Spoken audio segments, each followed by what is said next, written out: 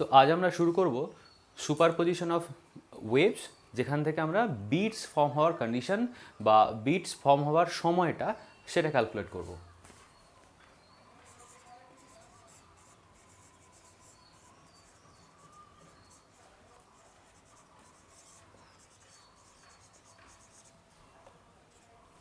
Superposition of waves, এখানে আমরা যেটা পড়ব formation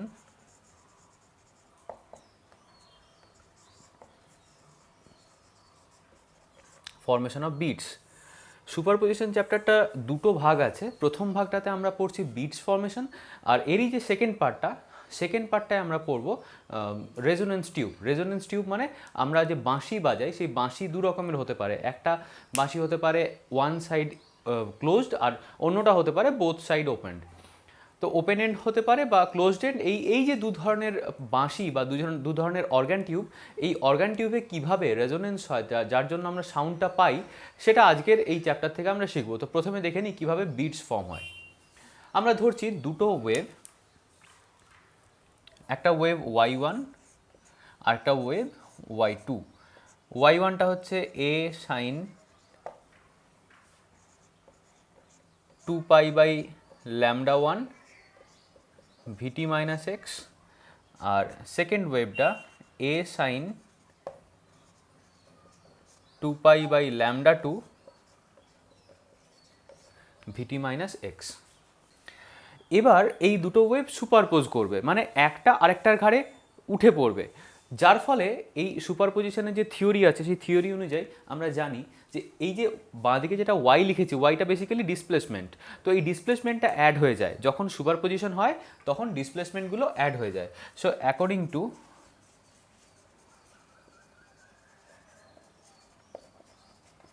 the law of superposition, আচ্ছা, এটা করার আগে আরেকটা কাজ করে নিই। আমরা এই y1 আর y2গুলোকে একটু ঠিকঠাক করে সাজিয়ে নিই।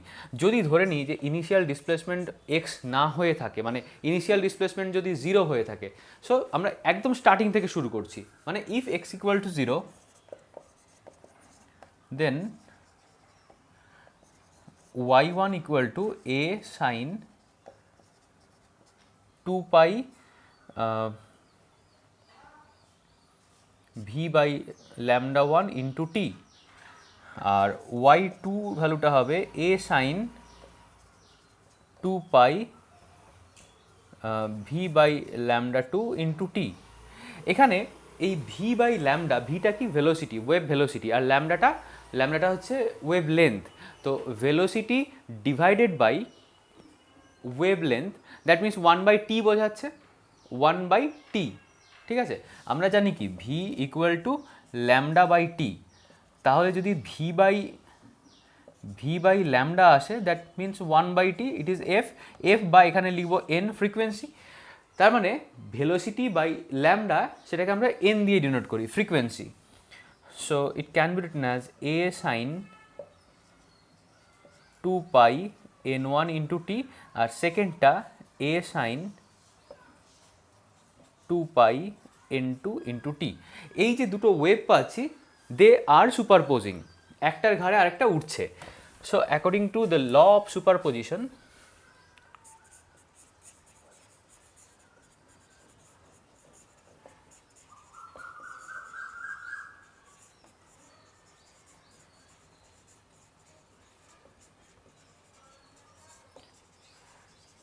সুপারপজিশন অফ ওয়েভস, আমরা জানি resultant displacement y equal to y1 plus y2।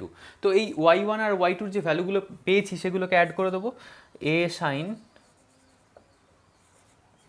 2π n1t plus a sin 2π n2t। তো আমরা একটা ফর্মুলা জানি, যেটা হলো ট্রিগোনোমেট্রিক ফর্মুলা, যেখানে sine C plus sine D equal to 2 sine C plus D by 2 cos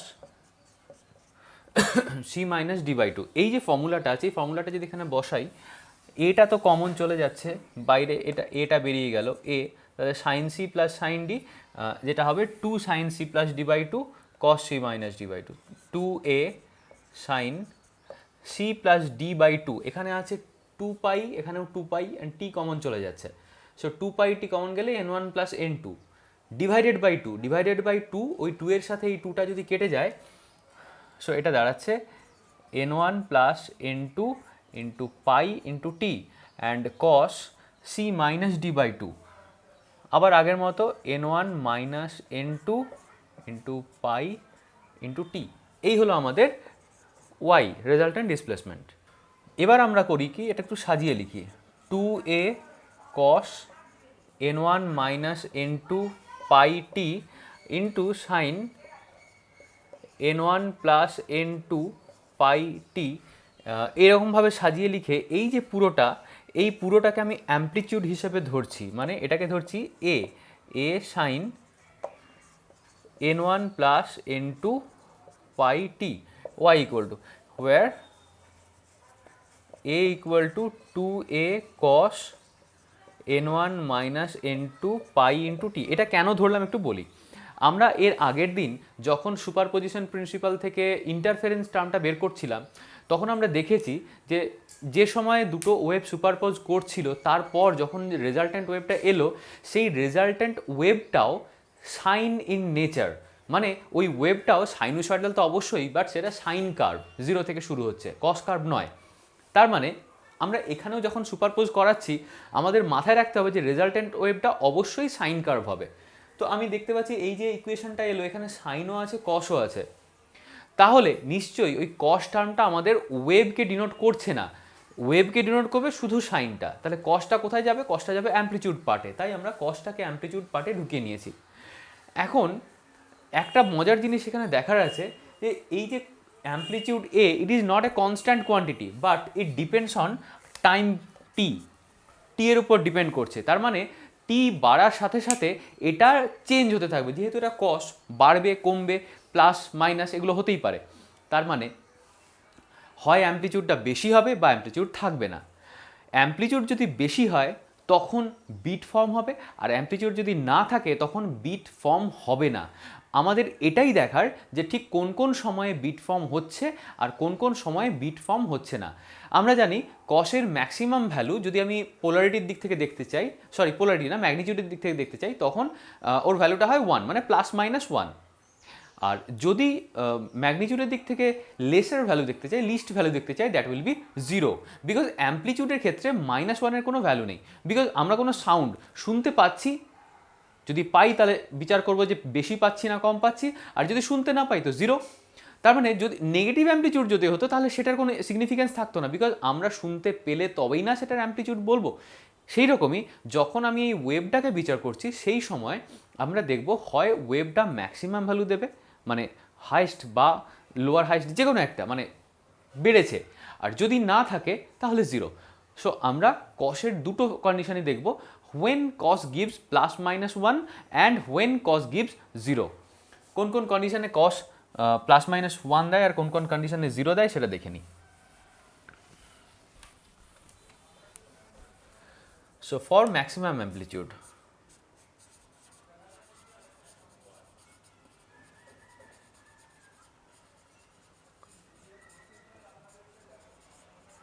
for maximum amplitude এই যে পুরো টার্মটা, cos টার্মটাকে কত হতে হবে? +-1। So cos n1 minus n2 pi t it must be equal to +-1। কখন +-1 হয়? cos-এর +-1 তখনই হয় যদি এই ভ্যালুটা n পাই এর সাথে সমান হয়, বা এখানে n যেহেতু ফ্রিকোয়েন্সি ধরেছি, আমরা ধরে নিই k পাই এর সাথে সমান হবে।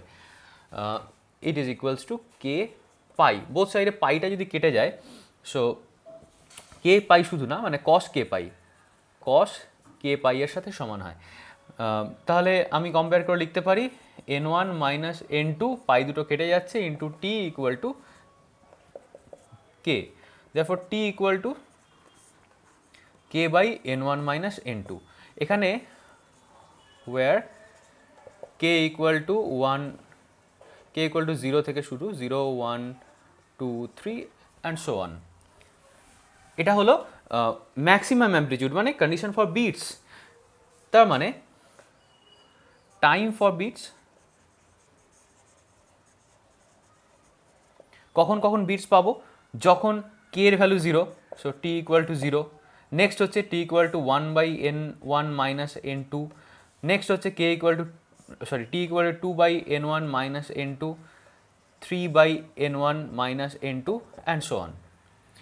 যদি আমি ফার্স্টেরটাই ধরি তাহলে দেখবো ফার্স্ট টাইম বিট কখন পাবো, ফার্স্ট টাইম বিট পাবো 1/n1 মাইনাস n2 টাইমে। দুটোর ফ্রিকোয়েন্সির ডিফারেন্স হচ্ছে n1 মাইনাস n2। তাহলে একটু ভালো করে যদি আমি বুঝি, 1/n1 মাইনাস n2 এই টাইমে কটা বিট পাচ্ছি, একটা বিট পাচ্ছি, ঠিক আছে। তাহলে যদি আমি নাম্বার অফ বিটস বের করতে চাই তাহলে কি করব, easily number of bits in 1 second, in 1 second কী করবো, 1/এটা 1/ পুরোটা, মানে এতগুলো বিট পাচ্ছি, মানে হ্যাঁ সরি, এত টাইমে একটা বিট পাচ্ছি, তাহলে 1 সেকেন্ডে কটা বিট পাবো, নিচে 1 বসালে এটা 1 ডিভাইডেড বাই পুরো টার্মটা হয়ে যাবে, that will be n1 minus n2। মানে সিম্পলি যদি দুটো ডিফারেন্ট ফ্রিকোয়েন্সি দেওয়া থাকে তাদেরকে সাবট্রাক্ট করলেই আমি পার সেকেন্ডে কটা করে বিট পাবো সেটা এখানে পেয়ে যাচ্ছি। এবার আসি for minimum amplitude.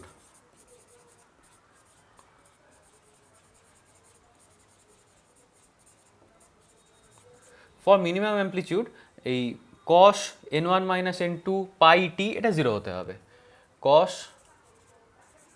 n1 minus n2 pi t it must be equal to 0।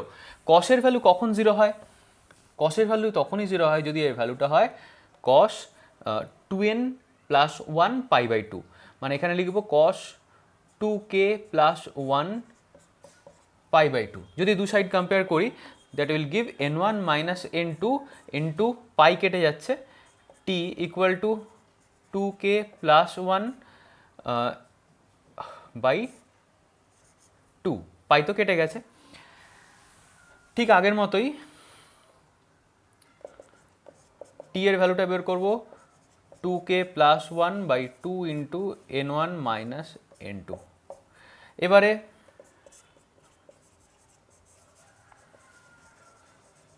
Time for beats t equal to, এখানে k এর ভ্যালু আবার আগের মতো 0 1 2 3 অ্যান্ড সো অন বসাই। k এর ভ্যালু যদি 0 হয়, আচ্ছা ঠিক আছে, k এর ভ্যালু যদি 0 হয়ে যায় তাহলে এটা হবে 2 প্লাস আচ্ছা 1/2 into n1 minus n2 second. k এর ভ্যালু যদি 1 হয় তাহলে 3/2 n1 মাইনাস n2। k এর ভ্যালু যদি 2 হয় তাহলে 5/2 into n1 minus n2 and so on. এইভাবে আমরা কখন কখন বিট হবে না সেটা পেয়ে যাচ্ছি, মানে বিট হচ্ছে কোন কোন সময় সেটা যেরকম আগে বের করলাম, এটা আমরা পাচ্ছি কখন কখন বিট হবে না সেটা।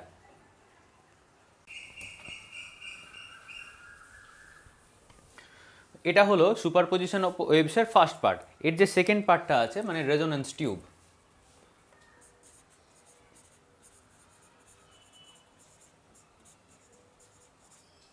বা এয়ার কলামের ভেতর দিয়ে কিভাবে রেজোনেন্স হচ্ছে, যার জন্য যে বাঁশিগুলো আমরা ইউজ করি সেই বাঁশি কীভাবে বাজছে সেটা দেখব। আমি আগেই বলেছি যে রেজোনেন্স টিউব দু ধরনের হতে পারে, একটা ওপেন এন্ড, একটা ক্লোজড এন্ড। ওপেন এন্ড বা সফট এন্ড, আর ক্লোজড এন্ড বা রিজিড এন্ড। প্রথমে ধরছি open end, open end or non rigid end, আরেকটা ক্লোজড এন্ড বা রিজিড এন্ড। সাপোজ এখান থেকে একটা ওয়েভ ট্রাভেল করছে, সেই ওয়েভটা গিয়ে এইরকম একটা জায়গাতে এসে ধাক্কা দিল মানে এখানটাতে আমি ধরছি এটা একটা ওপেন এন্ড। ওপেন এন্ড হলেও বাইরে তো এয়ার আছে, সেই এয়ারে গিয়েও ধাক্কা মারবে, মানে সফট এন্ড, কোনো রিজিড এন্ড নয়, এটা কোনো রিজিড এন্ড নয়। যদি এদিক দিয়ে ও যায় তখন ও ফিরে আসবে কি করে, ফিরে আসবে সেম পাথে ফিরে আসবে, এদিকেও ফিরে আসছে। আবার যদি এই রকম হয় জিনিসটা,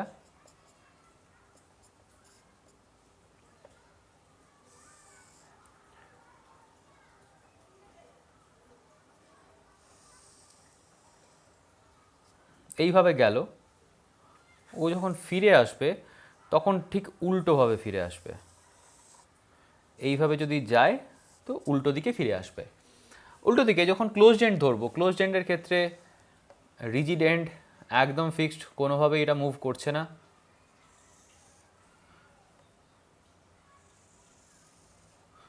এইভাবে যদি কোনো ওয়েভ এদিকে প্রোপাগেট করে, সেই ওয়েভটা উল্টো দিকে 180 ডিগ্রি ফেজ চেঞ্জ করে ফিরে আসবে এইদিকে। আর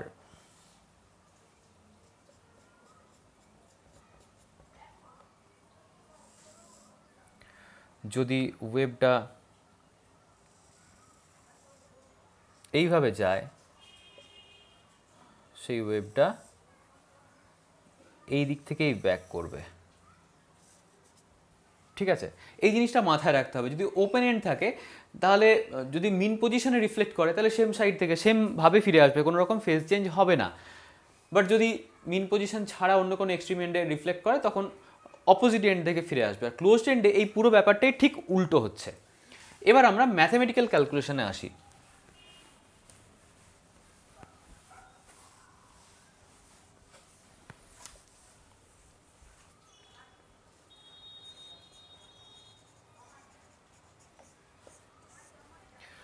আমরা জানি কোনো ওয়েভ যখন প্রোপাগেট করে অ্যালং পজিটিভ এক্স অ্যাক্সিস, ইকুয়েশনটা হয় y equal to a sine 2 pi by lambda VT minus X. এটা ওয়েভটা রাইট সাইডে যাচ্ছে।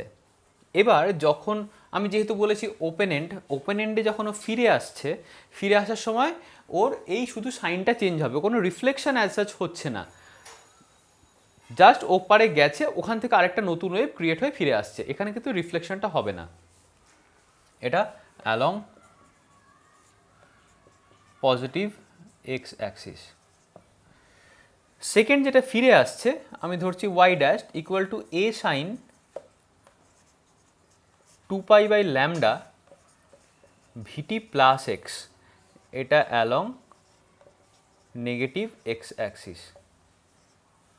ঠিক আছে, এবার আমি এই যে ইকুয়েশনটা দেখছি সেই ইকুয়েশনটাকে আমি ডিফারেন্ট টাইমের জন্য বসিয়ে বসিয়ে যদি ক্যালকুলেট করতে থাকি তাহলে দেখব একটা টেবিল বানিয়ে ফেলি। এদিকে টাইম, এটা ওয়াই, এটা ওয়াই ড্যাশড। কী হচ্ছে দেখি, at t equals to zero, t equals to জিরোতে এই যে ইকুয়েশনটা কি দাঁড়াচ্ছে, A sine 2 pi by lambda vt, v এই টিটা জিরো মানে পুরো টার্মটা জিরো হয়ে যাচ্ছে, মানে পুরোটা negative, minus A sine 2 pi x by lambda.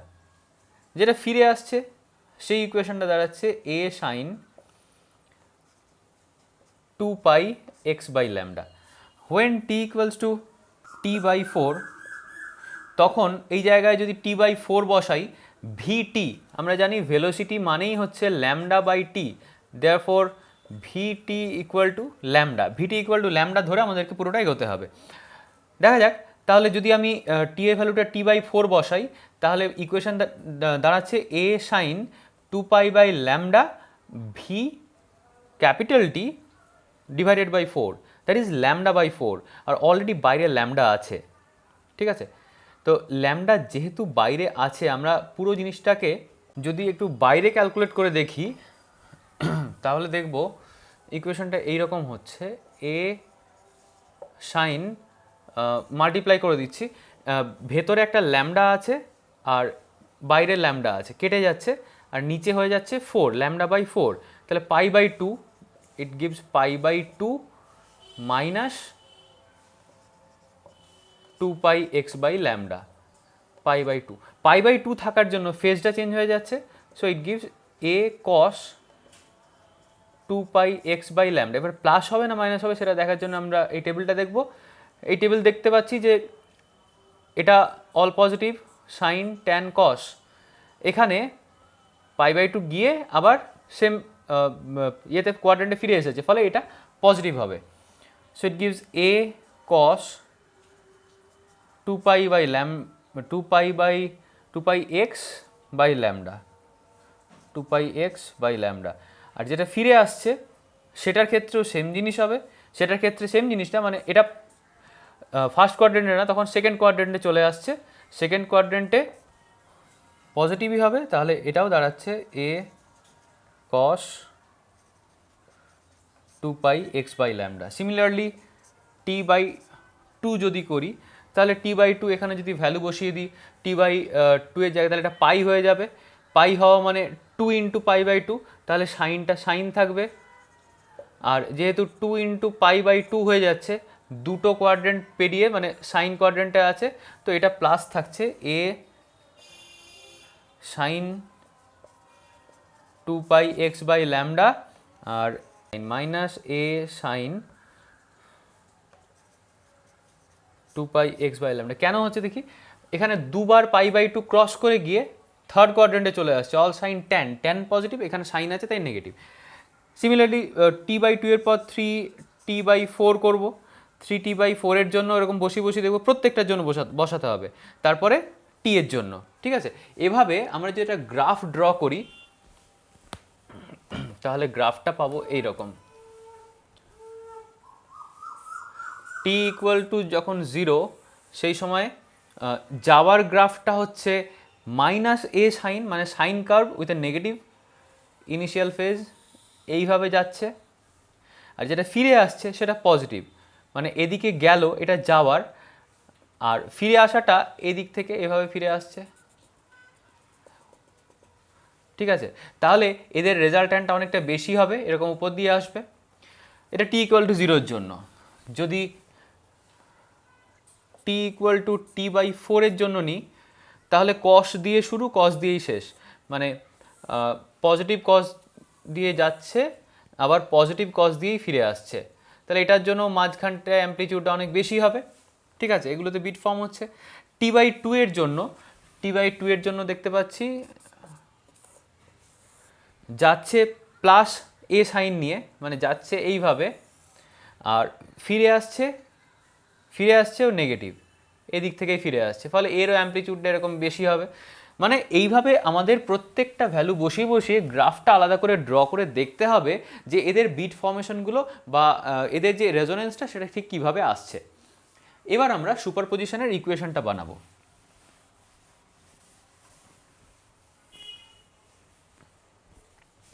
আচ্ছা, এবার যদি আমরা ক্লোজড এন্ডের ক্ষেত্রে ধরি, আমরা এতক্ষণ যেটা ধরলাম সেটা ওপেন এন্ড। ক্লোজ এন্ডের জন্য যদি ধরি, তাহলে যাওয়ার ইকুয়েশনটা y = a sin 2π/λ vt - x, ফিরে আসছে যেটা, সেটা এটা তো অ্যালং পজিটিভ x ডিরেকশন, আর যেটা ফিরে আসছে সেটা a sin 2π/λ vt + x তো আছেই, এটার সাথে এই পুরো ফেজটা পাই ডিফারেন্স হয়ে যাচ্ছে, এটা নেগেটিভের দিকে আসছে, ফিরে আসছে, যেহেতু পাই ডিফারেন্স হয়ে যাচ্ছে, তাই এই পুরো ইকুয়েশনটা হয়ে যাবে with a negative sine, a sin 2π/λ vt + x। এবার যেটা বলার, এই পাই ডিফারেন্স কেন হচ্ছে, যেটা আমরা আগের ডায়াগ্রামে দেখেছি, যখন রিজিড এন্ড আসছে, তখন যখনই এইভাবে ধাক্কা খাচ্ছে, ধাক্কা খাওয়ার ফলে উল্টো দিক থেকে ফিরে আসছে, এটাই আমাদের পরবর্তীকালে স্টেশনারি ওয়েভের জন্ম দেবে, স্টেশনারি ওয়েভের কনসেপ্টটাকে জেনারেট করবে। তো এইভাবে যদি আমি দেখি, আবার আগের মতো এটা y আর এটা y ড্যাশড, তাহলে আবার আগের মতো অ্যাট t = 0 y এর ভ্যালু কত হবে আর y ড্যাশের ভ্যালু কত হবে সেটা বের করতে হবে। t = 0 তে বসাবো, একবার t = t/4, দেন t/2, দেন 3t/4, দেন t, এই চারটের জন্য বসিয়ে আমরা প্রত্যেকটার জন্য আলাদা আলাদা করে গ্রাফ করে দেখব যে এখানে কোথায় কোথায় রেজোনেন্স হচ্ছে, কোন কোন ফর্মে রেজোনেন্স হচ্ছে, আর কোন কোন ফর্মে পুরোটা ক্যান্সেল আউট হয়ে যাচ্ছে।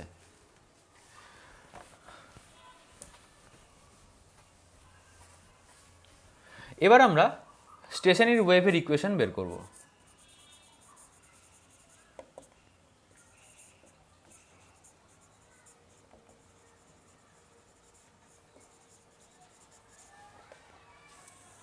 স্টেশনারি ওয়েভ ইকুয়েশন আমরা দেখলাম যে যখন একটা ওয়েভ y1 যাচ্ছে, সেটার ইকুয়েশনটা a sin 2π/λ vt - x। যখন ফিরে আসছে y2 এটা a sin 2π/λ vt plus x plus pi, মানে y2 এর ভ্যালুটা দাঁড়াচ্ছে minus a sin 2π/λ vt plus x। এই দুটো সুপারপোজ করছে, আর সুপারপোজ করলে y হচ্ছে y1 প্লাস y2, মানে a sin 2π/λ vt minus x minus a sin 2π/λ vt plus x। এবার আমাদের একটা ফর্মুলা আছে যে sin c মাইনাস sin d equal to 2 cos c plus d by 2 sin c minus d by 2। সেটা যদি বসাই তাহলে ইকুয়েশনটা দাঁড়াচ্ছে 2a cos c plus d cos, এটা হচ্ছে c আর এটা d, অ্যাড করে বাই 2 করে দেবো। অ্যাড করলে 2π/λটা কমন চলে এলো, আমি একটু রাফে করে নিচ্ছি। 2π/λটা কমন চলে এলো, আসছে vt minus x plus vt plus x divided by 2। তাহলে এক্সটা কেটে যাচ্ছে 2vt/2 মানে শুধু vt, so it gives 2π vt/λ। আর সাইন যদি এটা মাইনাস হয়ে যায় তাহলে মাইনাস, এটাও মাইনাস হয়ে গেল, সো ভিটিটা কেটে যাবে, sign minus 2π x/λ। Sign minus মানে পুরো ইকুয়েশনটা মাইনাস হয়ে যাচ্ছে, minus 2a cos 2π vt/λ sin 2π x/λ। তো এটাকে যদি আমি সাজিয়ে লিখি, y equal two minus 2a sin 2π x/λ cos 2π vt/λ। এইটা হলো আমাদের স্টেশনারি ওয়েভ ইকুয়েশন। স্টেশনারি ওয়েভ কাকে বলে? যখন একটা ওয়েভ প্রোপাগেট করছে, মানে প্রোগ্রেসিভ ওয়েভ, যখন রিফ্লেকশনের পরে ঠিক অপোজিট ফেজে ফিরে আসছে, মানে ঠিক এই রকম যখন দেখাবে, এদিক থেকে গেল রিফ্লেক্ট হয়ে ঠিক অপোজিট ফেজে ফিরে আসছে, তখন দেখে যেন মনে হয় যে এরা একই জায়গায় দাঁড়িয়ে দাঁড়িয়ে কাঁপছে, যদিও এরা রিফ্লেকশনের পর ওরা ফিরে আসছে সেটা আমরা বুঝতে পারি না, মনে হয় যেন ওয়েভটা পুরো ওখানে দাঁড়িয়ে আছে, যদিও ওয়েভ কখনো দাঁড়িয়ে থাকে না। এই ধরনের ওয়েভকে বলা হয় স্টেশনারি ওয়েভ।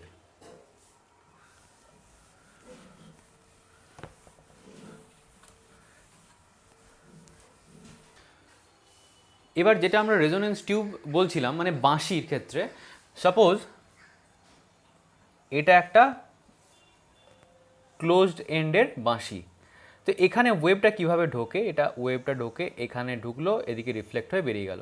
আমরা জানি একটা ওয়েভ এইরকমভাবে এলে এইদিকে এসে এলো এবং এদিক থেকে রিফ্লেক্ট হয়ে বেরোতে পারে, এইভাবে হতে পারে।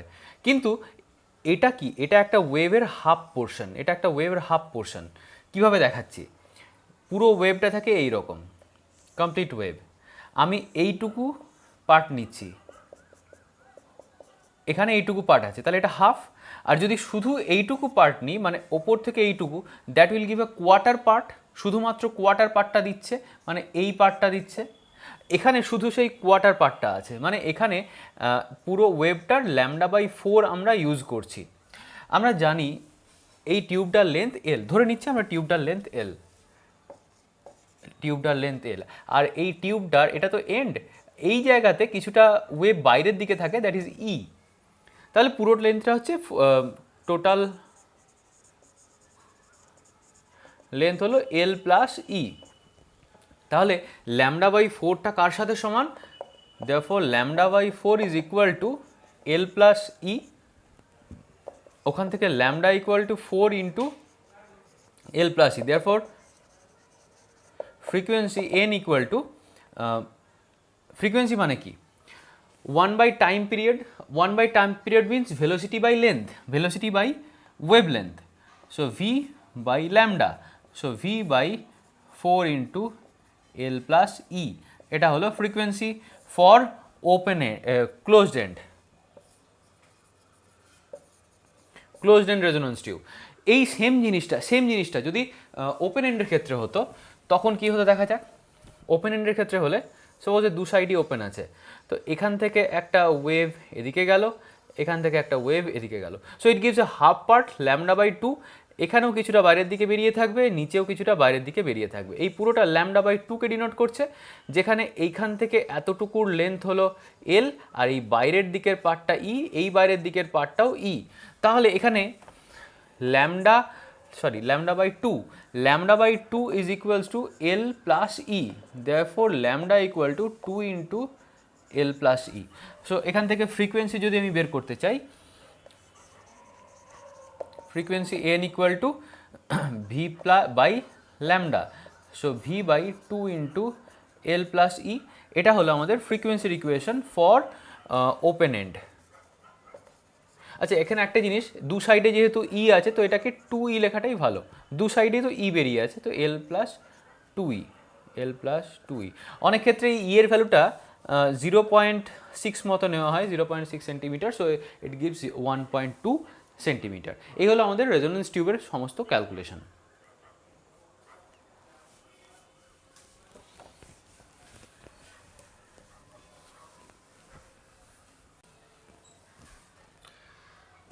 এবার স্টার্ট করব vibration on stretched string. Suppose গিটারটা স্ট্রিংগুলো স্ট্রেচ করা থাকে, সেখানে আমরা প্লাক করে করে বাজাই। তো এই যে প্লাকিং করা হচ্ছে, তো প্লাকিং করার জন্য ওর ভেতরে যে ফ্রিকোয়েন্সিটা তৈরি হচ্ছে, যে ওয়েভটা তৈরি হচ্ছে, সেই ওয়েভটা আমরা ক্যালকুলেট করে দেবো। সেটা ডিফারেন্ট অর্ডার হতে পারে। গিটারে যেরকম বিভিন্ন ফ্রেট থাকে, সেই ফ্রেটগুলো এখানে ট্যাপ করলে একরকম সাউন্ড আসে, সেম স্ট্রিংয়ে এখানে ট্যাপ করলে একরকম সাউন্ড, এখানে ট্যাপ করলে অন্যরকম সাউন্ড। তার মানে কি, নিশ্চয়ই ওর লেন্থটার ভ্যারিয়েশনের জন্য ফ্রিকোয়েন্সিটা চেঞ্জ হয়ে যাচ্ছে, আর ফ্রিকোয়েন্সি চেঞ্জ হচ্ছে বলেই আমাদের রেজোন্যান্সের নেচারটা চেঞ্জ হয়ে যাচ্ছে, সে কারণে সাউন্ডটা ডিফারেন্ট লাগছে। যদিও এখানে অ্যাকচুয়ালি কী হচ্ছে, ফ্রিকোয়েন্সিটা চেঞ্জ হচ্ছে, মানে নোটসগুলো চেঞ্জ হচ্ছে, সি থেকে ডি হচ্ছে, ডি থেকে ই হচ্ছে, ই থেকে এফ, এফ থেকে এফ শার্প, জি, জি শার্প, এইভাবে পরপর চলে যাচ্ছে। মানে এখানে হাফ টোন হতে পারে, আর এখানে মানে সেমিটোন হতে পারে, ফুল টোন হতে পারে। ঠিক আছে, তো আমরা দেখে নিই স্ট্রেচ স্ট্রিংয়ের ক্ষেত্রে কীভাবে ফ্রিকোয়েন্সিগুলো ক্যালকুলেট করে। এমনিতে স্ট্রেচ স্ট্রিংয়ের ক্ষেত্রে যদি ধরে নিই এরকম একটা স্ট্রেচ স্ট্রিং আছে, এটা মাঝখান থেকে যদি প্লাগ করে ছেড়ে দিই, তাহলে এই টাইপের একটা ওয়েভ তৈরি হবে। তো মাঝখান থেকে যদি এটাকে প্লাগ করে ছেড়ে দিই, এইভাবে ওয়েভটা ভাইব্রেট করছে। মানে এটা পুরো ওয়েভটার কতটা, λ/2 পোর্শন, হাফ পোর্শন। পুরো ওয়েভটা তো এইরকম ছিল, এর শুধু হাফ পোর্শন আমি নিচ্ছি, সো λ/2। সো এখানে total length of the string gives a wave length of half of its actual wavelength. আমরা জানি স্ট্রেচ স্ট্রিংয়ের ক্ষেত্রে ভেলোসিটির এক্সপ্রেশন হয় √T/m, যেখানে টিটা হলো টেনশন আর এমটা mass per unit length. Therefore frequency, এটা হচ্ছে velocity of wave in a stretch string. Frequency n equal to v/λ। So এখানে ভি এর ভ্যালুটা √T/m, আর λ/2 এর ভ্যালু যদি L হয়, so λ equal to 2L, so it gives 1/2L √T/m। এখান থেকে স্ট্রিংয়ের ল একটা আসে, তিনটে পার্টে এখানে ভাঙা হচ্ছে লটায়। একটা হলো যে frequency of a stretch string depend on its length. কীরকম length? It depends, inversely depends on its length. Length যত বাড়বে তত ফ্রিকোয়েন্সি কমে যাবে। সেকেন্ড হচ্ছে এর টেনশনের উপর ডিপেন্ড করে, টেনশন যত বাড়বে তত ফ্রিকোয়েন্সি বাড়বে, তাই তারটাকে টান করলে ওর ফ্রিকোয়েন্সি বেড়ে যায়। আর মাস পার ইউনিট লেন্থ যত বাড়বে তত ওর ফ্রিকোয়েন্সি কমতে থাকবে। এইভাবে ক্যালকুলেট করতে হয়। এবার আমরা আসি অ্যাকচুয়াল ক্যালকুলেশনে। আমরা দেখতে পাচ্ছি এই যে ওয়েভটা এখানে যাচ্ছে, ওটা রিফ্লেক্ট হয়ে ফিরে আসছে। রিফ্লেক্ট হয়ে ফিরে আসার মানেই হলো একটা wave y equal to a sin 2π/λ vt minus x, আর সেকেন্ড ওয়েভটা যেটা ফিরে আসছে, এক তো রিফ্লেক্ট হয়ে ফিরে আসছে, দ্বিতীয়ত লেফট সাইডে আসছে, so it is y2 a sin two pi by lambda VT plus x plus pi, মানে minus A sine two pi by lambda VT plus x. তাহলে y1 আর y2 আমি দুটো পেয়ে গেলাম, এদেরকে সুপারপোজ করাবো। After superposition will give y equal to same জিনিস a sine two pi by lambda VT minus X minus a sine two pi by lambda VT plus x. তাহলে এখানে ওই সাইন সি মাইনাস সাইন ডির ফর্মুলাটা কাজে লাগবে, two cos c plus D by two.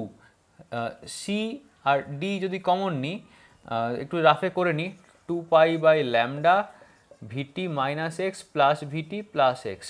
তাহলে x x কেটে যাচ্ছে, two vt by two, that means two pi by lambda into vt. আর এটার সাথে sine with a negative sign two pi by lambda into x. তাহলে পুরো ইকুয়েশনটা দাঁড়াচ্ছে minus two cos two pi VT by lambda sine two pi x by lambda. এটা হলো displacement. এবার আমাদের একটু ডায়াগ্রামটার দিকে তাকানো যাক। এই ছিল আমাদের ডায়াগ্রাম, এখান থেকে ওয়েভ যাচ্ছে আর ফিরে আসছে। এর অ্যামপ্লিটিউডটা y ইকুয়াল টু জিরো এখানে একটা, আর এখানে y ইকুয়াল টু জিরো। এখানে x কত? জিরো, এখানে x কত? l, যেহেতু লেন্থটা l। তার মানে আমি দুটো ইকুয়েশন পাচ্ছি, একটা at x equal two zero y equal two zero, second at x equal two l y equal two zero. আমি এই সেকেন্ড ইকুয়েশন কন্ডিশনটাকে কাজে লাগালে আমি পাবো y equal two zero when x equal to l minus 2 cos 2 pi vt by lambda into sin 2 pi l by lambda.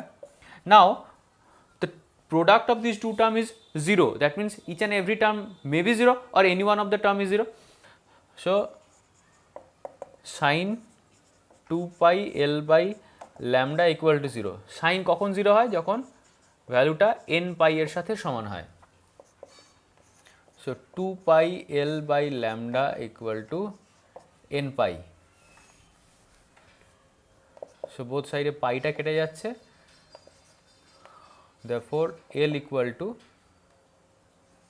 n lambda by 2.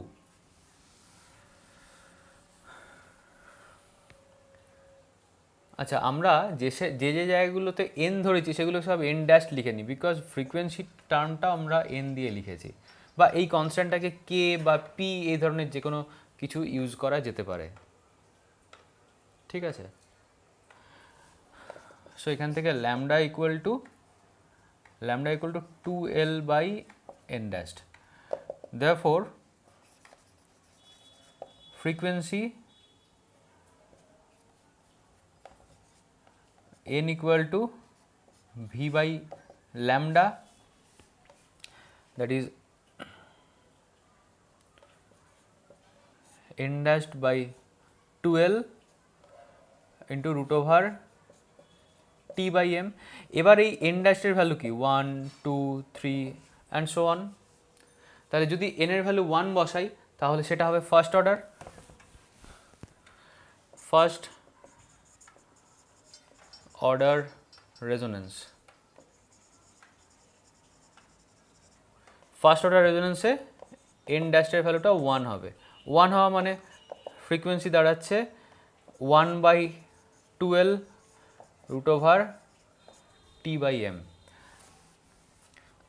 এটাকে অনেক সময় fundamental টোনও বলা হয়। Second order n dash equal to 2, সেখানে ফ্রিকোয়েন্সির ভ্যালুটা দাঁড়াচ্ছে 2 by 2l root over T by M. That means এটা ঠিক আগেরটার ডাবল, 2 ইন্টু, এটা যদি আমি n1 ধরে নিই তাহলে 2 ইন্টু n, মানে সেকেন্ড অর্ডার যে ফ্রিকোয়েন্সিটা, মানে ফান্ডামেন্টাল টোনের পর যে নেক্সট যে অক্টেভটা পাচ্ছি সেটা আগের অক্টেভের জাস্ট ডাবল। আগের যে টোন ছিল ফান্ডামেন্টাল টোন, সেটার জাস্ট ডাবল। এইভাবে আমরা ডিফারেন্ট অর্ডারের রেজোনেন্সগুলো বের করে নিতে পারি। এই হলো আমাদের স্ট্রেচ স্ট্রিং। তো আজকে এই যা যা সিলেবাসে আছে ক্লাস 11-এ সেই পার্টটা মোটামুটি পুরোটা কমপ্লিট হলো ওয়েভস অ্যান্ড অসিলেশনস চ্যাপ্টারে। তাহলে এগুলো একটু বাড়িতে ভালো করে প্র্যাকটিস করতে হবে। এর সাথে যে ফর্মুলাগুলো আমি ইউজ করলাম সেগুলো দিয়ে ছোটো ছোটো নিউমেরিক্যাল দেয়, যেমন বিটস কখন ফর্ম হবে, বিটসের টাইমগুলো কী কী, তারপরে এই ডিফারেন্ট অর্ডারগুলো এদের নিউমেরিক্যাল ফ্রিকোয়েন্সি বের করতে দেয়, সেগুলো একটু নিজেকে করতে হবে। আজ তাহলে এতটাই থাক।